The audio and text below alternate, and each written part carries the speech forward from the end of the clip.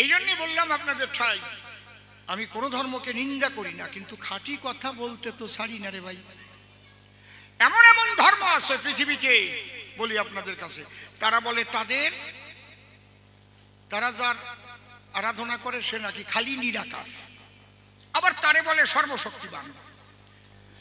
যদি সর্বশক্তিমান কোন শক্তি হয়, সে যদি সাকার হতে না পারে, তাহলে সর্বশক্তিমান বলবো কেন তারে? অল স্কয়ার বলবা কারে যে সব কিছু পারে? অল স্কয়ার বুঝতে পারছিস মা? হ্যাঁ, কায়দা আছে। যে মা ভালো রান্না করতেও পারে, ভালো কাঁথা সেলাই করতে পারে, ভালো স্বামী সেবা করতে পারে, ভালো শ্বশুর শাশুড়ির সেবা করে, ঘর টর গোছায় রাখতে পারে, পরিষ্কার পরিচ্ছন্ন রাখতে পারে, অতীত বতীত আসলে আরে তাড়াতাড়ি করে নিয়ে তার যত্ন করতে পারে, কয় না আমার বৌমা অল স্কয়ার।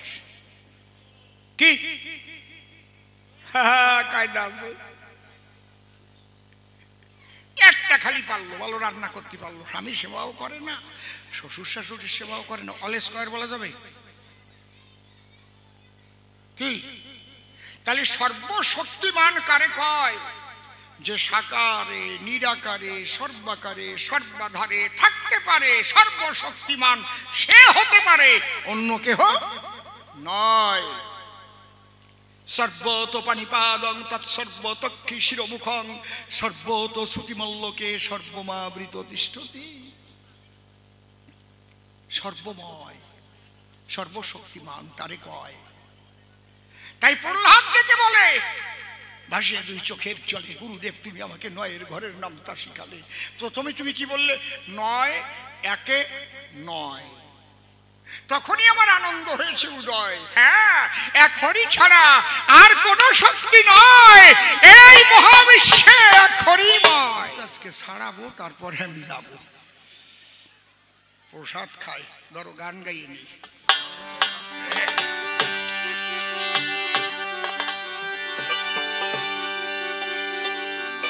হা হা হা।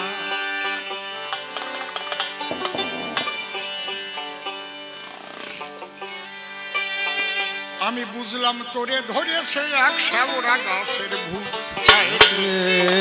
বুঝলাম তোরে ধরেছে এক শ্যাওড়া গাছের ভূত। বুঝলাম তোরে ধরেছে এক শ্যাওড়া গাছের ভূত। তাই পেতনির মতো হাসিস কেবল, পেতনির মতো হাসিস কেবল, গল্প বলায় ভারী জুম। বুঝলাম তোরে ধরেছে এক শ্যাওড়া গাছের ভূত। বুঝলাম তোরে ধরেছে এক শ্যাওড়া গাছের ভূত। তোর আত্মসত্তার ঘটেছে মরণ, ওরে প্রেতের সঙ্গে পীড়িতের কারণ। অকালেই পড়বি ঝরে বাক্যের যে ধরন। ও বাক্যের যে ধরন। আগে শরণ নিয়ে গুরুর চরণ জীবনটা করণি পুত। আর বুঝলাম তোরে ধরেছে এক শ্যাওড়া গাছের ভূত। বুঝলাম তোরে ধরেছে এক শ্যাওড়া গাছের ভূত। শাওলা খেলে বিলের তিতুলি, ওরে কাতলার মতো হয় না চোখ দুটি। কচু গাছে হয় না বোকা ঘর বান্ধা খুঁটি। ও ঘর বান্ধা খুঁটি। ও তোর মিশেই হবে ছুটো ছুটি, চরিত্র না হলে ভূত। বুঝলাম তোরে ধরেছে এক শ্যাওড়া গাছের ভূত। বুঝলাম তোরে ধরেছে এক শ্যাওড়া গাছের ভূত। অধম অসীম বলে, অসীম বলে ঠিক সময় বুঝে, মানুষ রতন চিনে খুঁজে। সাধন করার শুদ্ধ সময় জীবন সবুজে। ও জীবন সবুজে। কথা বুঝলো না মোর মন বুঝে, বুঝলো না মোর মন বুঝে, সম্মুখে কাল বুঝলাম তোরে ধরেছে এক শাওরা গাছে রে, বুঝলাম তোরে ধরেছে এক শাওরা গাছে।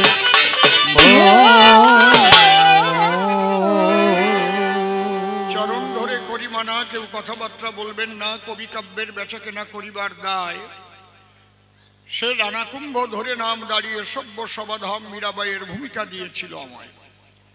যেভাবে প্রশ্নপত্র সভা মাঝে করল অত্র, জবাব দিতে রাখি নাই তার বাকি। তবুও কবিওয়ালার স্বভাব মতে আসিয়া সভ্য সভাতে উল্টো তালে মেরে গেছে ঝাঁকি। মনে করি ভাবনা কোনো ভয় পাবো না, পুনঃ পুনঃ দেব সমাধান। ভক্ত ভক্তা নারী নরে শ্রবণ করুন, ধৈর্য ধরে দান্দিক পদ্ধতির কবি গান। এক কবি করে জবাব, আর এক কবি ধরে অভাব। এটা কবিওয়ালার 14 গোষ্ঠীর জাতের স্বভাব, তাই না হলে হয় না কবি গান। আমি দাঁড়াইয়ে সভা তলি, যতই ভালো কথা বলি বিপক্ষের অঙ্গ উঠবে জ্বলি। তাই না হলে কি আর কভু দ্বন্দ্ব হয়? আমরা দুজন করব দ্বন্দ্ব, আনন্দ পাবেন ভক্তবৃন্দ। এই জন্য বসে আছেন এই কবির খোলায়। তবে আমি বলেছিলাম তার ধারে যে তোমরা যে মায়ের পূজা করবার তরে পশু বলির করো আয়োজন, এটা আসলে ঠিক পূজা নয়, রাজসিক বা তামসিক পূজা হয়। এই পূজায় পাওয়া যায় না মায়ের দর্শন। মায়ের দর্শন পেতে গেলে পূজা দিতে হয় ভক্তি ফুলে, আর জ্ঞানের খড়গ হাতে তুলে ওই 6টা ভিতরের যে 6টা অসুর তার বহির্মুখী স্বভাবকে করতে হয় কর্তন।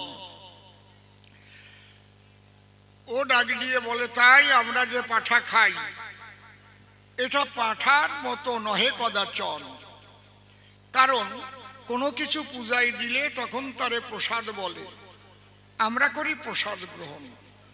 শুনলেন যত বিজ্ঞ শ্রোতা, কথাটা খুব ভালো কথা। প্রসাদ খাওয়া খারাপ নয় কখন, কিন্তু প্রসাদ যদি একবার হয় তা কি আর ফেলে দেওয়া যায়? যখন ওই পাঠাটা নিয়ে ঠাকুর মশাই পুরুয়া পাঠাটা মায়ের কাছে নিবেদন করিয়ে দেয়, কাটা পাঠা কিন্তু মায়ের কাছে নিবেদন করে না। ওই জ্যান্ত পাঠা হাতে ধরিয়ে কপালে সিঁদুর দিয়ে মন্তর পড়িয়ে মায়ের নামে করে নিবেদন। দাঁড়িয়ে বলি সভা তটে খড়গ ধরে তারপর ওই যে কাটে, তাহলে সম্পূর্ণ পাঠাটাই প্রসাদ হয় তখন। এইবার জবাব দিয়ে যাও, ওই প্রসাদের চামড়া ফেলাই কেন খাও? চামড়াও তো প্রসাদ, লোমও প্রসাদ, নারী বুড়িও প্রসাদ, পিত্ত প্রসাদ, অন্ডকোষ প্রসাদ, পাঠার নরুলও প্রসাদ, শিংও প্রসাদ। খাবা না? চামড়া কয় বাপ বেটা ধরিয়ে ধরিয়ে কামড়া। এই পাঠার লোম ওই দিয়ে রানবি আলুর দম। হ্যাঁ, এখন হাসতেছেন, ওরে কলেন না কেন? কিছু প্রসাদ আছে। ওই যে পাঠার নারী বুড়ি ওই দিয়ে রানবা লাউ দিয়ে জুস জুড়ি, কায়দা আছে কি? এ কথা অতি সত্য। পাঠার ওই যে তিক্ত পিত্ত ওই যে তিতিয়ে ডাল রান্না করি খাবা, প্রসাদ খাই, তিতিয়ে নাই। আর পাঠার দুটি অন্ডকোষ, তোরা কয় বাপ বেটা বসে বসে চোষ। আমার না এসব বাজে কথা ভালো লাগে না, লজ্জা করে, কারণ সত্যি মাইরি।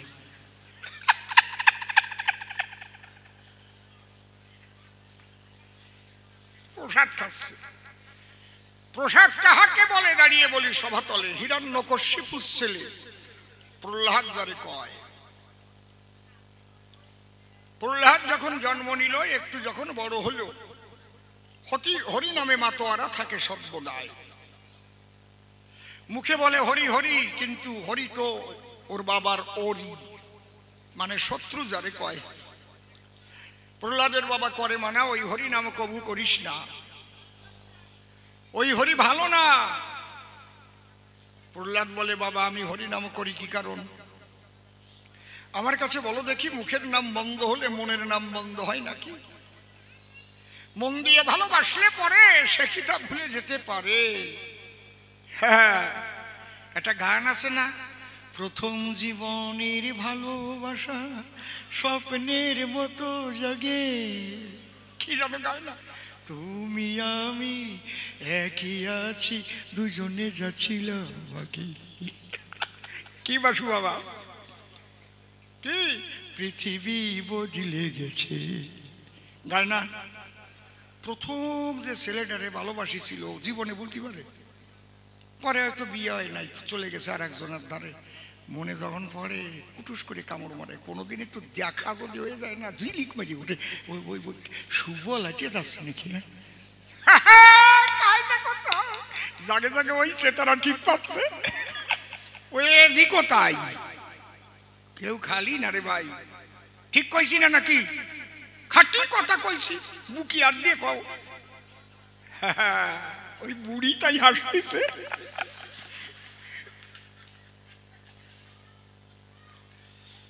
আমার কাছে বলুন দেখি, ভালোবাসলে তাকে ভোলা যায় নাকি?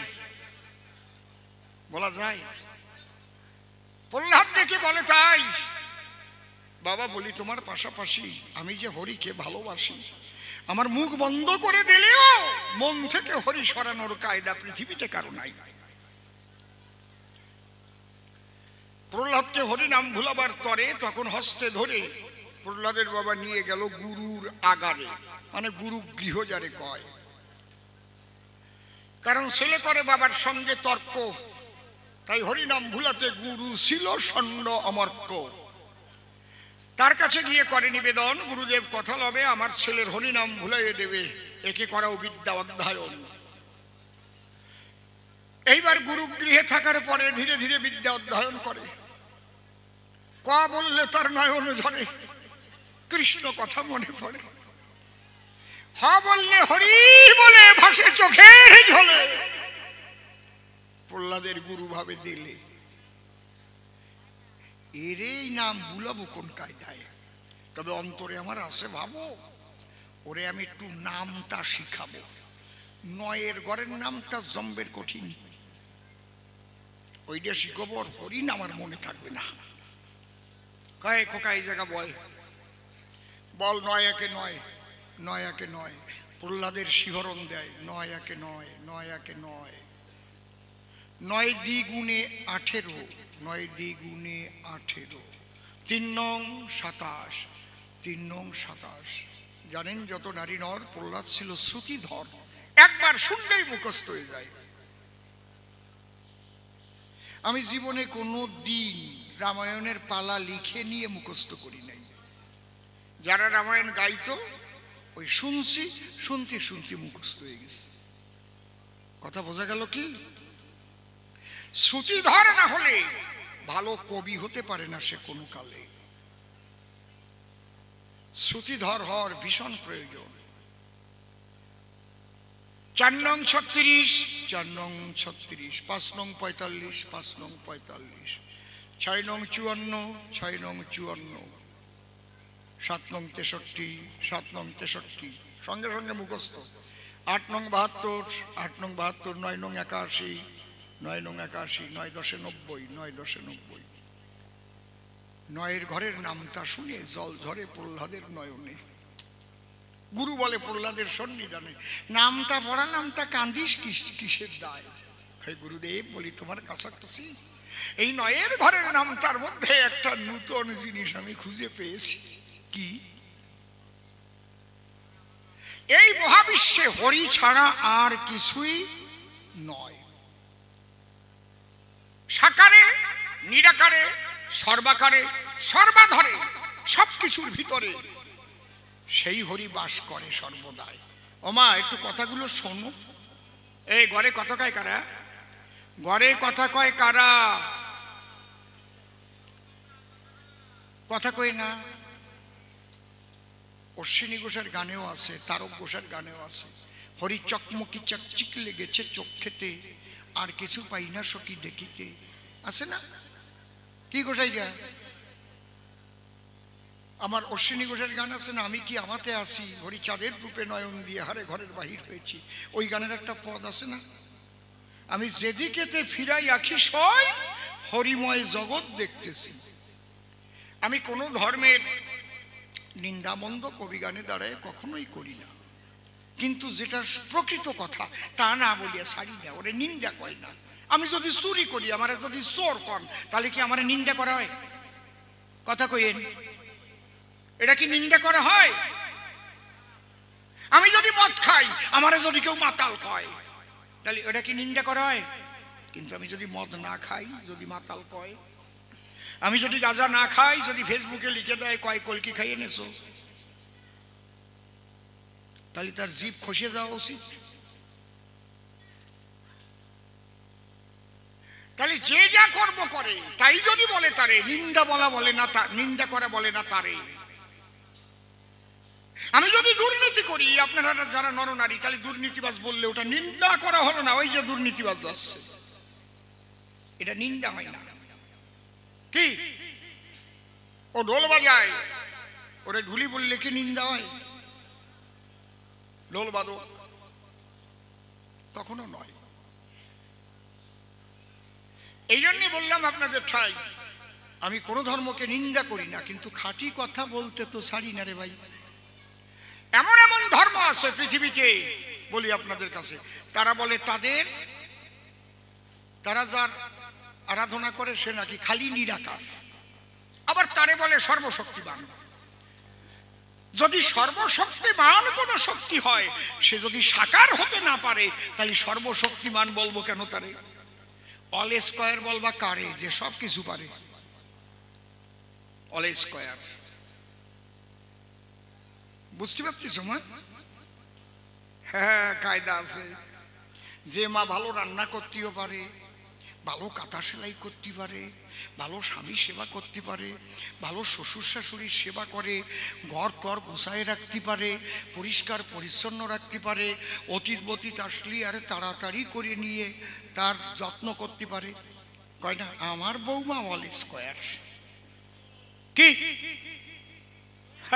কায়দা আছে। একটা খালি পারলো, ভালো রান্না করতে পারলো, স্বামী সেবাও করে না, শ্বশুর শাশুড়ির সেবাও করে না, অল স্কয়ার বলা যাবে কি? তাহলে সর্বশক্তিমান কারে কয়?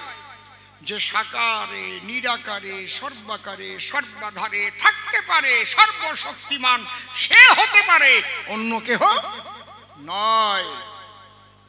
সর্বত পানিপাদং তৎসর্বতক্ষী শিরমুখং সর্বত শ্রুতিমল্লকে সর্বমাবৃত তিষ্ঠতি।